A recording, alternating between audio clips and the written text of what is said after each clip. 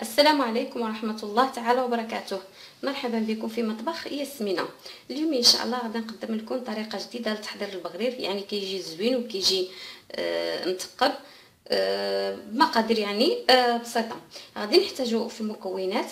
عندي هنايا 2 كيسان ديال العنبة ديال السميدة الرقيقة، السميدة اللي كنصوبوا بها الحرشة.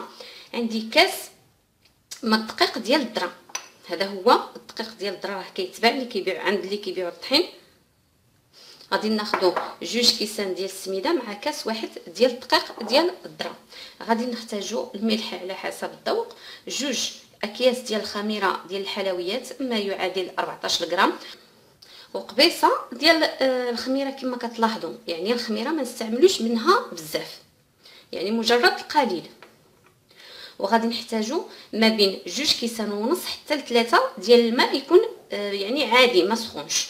نبداو على بركه الله. دابا هنايا في الزلافه عندي السميده الرقيقه، غادي نضيف لها الدقيق ديال الذره، وغادي نضيف الملحه، وغادي نضيف الخميره، وغادي نخلط هادشي مزيان. وغادي نبقى نضيف الماء شويه بشويه وانا كنخلط حتى يتخلط لي هذا الخليط، ومن بعد غادي نكبو في الكاس ديال الخلاط الكهربائي باش يتستحل، ولكن مبدئيا كنخلطو في الزلافه وعاد كنديرو في الكاس. وبالنسبه للخميره ديال الحلويات كنخليها حتى الاخر. بسم الله.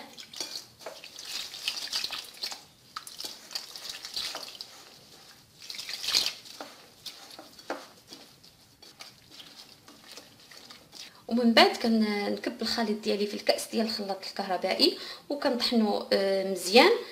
من بعد ما خلطت هاد السميده ديالي غادي نضيف خميره ديال الحلويات، وغادي نولي نرجعها نخلطها مره اخرى. وبالنسبه للماء يعني انا كنقول لك 3 ديال الكيسان، ولكن كيبقى على حسب النوعيه ديال السميده، لانه حنا عارفين السميده سواء السميده ديال الحرشه او الدقيق ديال الذره بجوجهم كيشربوا، يعني على حسب النوعيه اللي كتستعملي.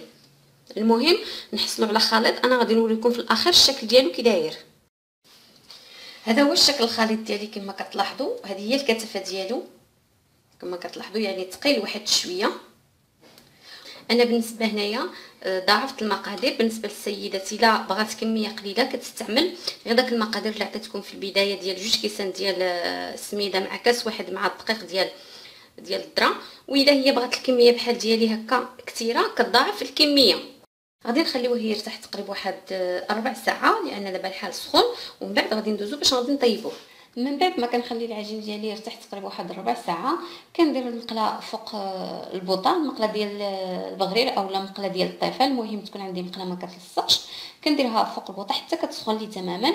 من بعد كنكب فيها القليل من الماء وكنولي نهرقو. عاد كندير العجين وكنكرر هذه العمليه. فيما نجي ندير العجين نكب القليل من الماء فوق يعني في قلب المقله ونهرقو، عاد نضيف العجين. والغرض من هذه العمليه هذه باش كنبردوا المقله، باش ملي كنضيفوا البغرير في قلب المقله ما كيتحرقليش من التحت بسرعه، يعني كيطيب لي على المهل، ما كيجي فوقاني طيب حتى كيكون تحتاني ديال البغرير تحمر لي. دابا انا غادي ندير البغرير ديالي في قلب المقله على حسب الحجم ديال المقله ديالك. انا المقله ديالي كنصوب فيها مغرف ديال العجين. كما كتلاحظوا هو بغرير بدا كيتقب، يعني كيجي زوين بزاف. كما كتلاحظوا الشكل ديالو. انا نقرب لكم الصوره. نتوما كتلاحظوا كيتقب لي كامل، كيجي بحال الشهده. والسر ديالو اول حاجه لان كنستعملوا فيه الدقيق ديال الذره زوين كيطلع لي البغرير. ثاني حاجه الخميره ديال المعجونه اولا خميره الخبز ما نديروش بزاف، يعني مجرد قبيصه نهزوها ما بين يدينا. وثالث حاجه الخميره ديال الحلويات نضيفوها حتى الاخر. كما كتلاحظوا البغرير كيجينا رائع وزوين بزاف. غادي نخلي البغريره ديالي حتى غادي تحمر من التحت وغادي نهزها. غادي نشوف البغريره ديالي وديما المقله بحال هذه بحال دابا ديال البغرير اولا المقله ديال الطفل نحاولوا نستعملوا لها هذا المغرف هذا اولا هذه المعلقه ديال البلاستيك باش ما كنخبشوش المقله ديالنا، لانه المقله الا تخبشت لنا غتولي تلصق لنا البغرير. كما كتلاحظوا البغرير ديالي هو طاب. غادي نحيدو وغادي نستمر بهذا الشكل حتى كنسالي كميه العجين اللي عندي كامله. هذا هو الشكل النهائي ديال البغرير اللي حضرت لكم اليوم. كما كتلاحظوا كيجي الشكل ديالو زوين بزاف وكيجي لي يعني مثقل كما كتلاحظوا، وكنخليه حتى كيتحمر لي من التحت. كيجي المذاق ديالو زوين والمنظر، وكيجي ياخذ لنا هذا اللون الاصفر ديال اللون ديال الطحين ديال الذره. بالنسبه لهذا البغرير هذا يعني ساهل، وفي نفس الوقت يعني جميع السيدات اللي اول نوبه غادي يصوبوا بغرير غيستقلهم ان شاء الله. كنتمنى انه هذه الوصفه هذه تعجبكم وتجربوها. الى عجبتكم ما تنساوش ديروا لي لايك وتشتركوا معي في القناه ديالي بالضغط على الزر الاحمر اسفل الفيديو، وتفعلوا داك الجرس الصغير بقرب زر الاشتراك باش توصلوا ان شاء الله بالجديد. ونلتقي في وصفه جديده والى اللقاء.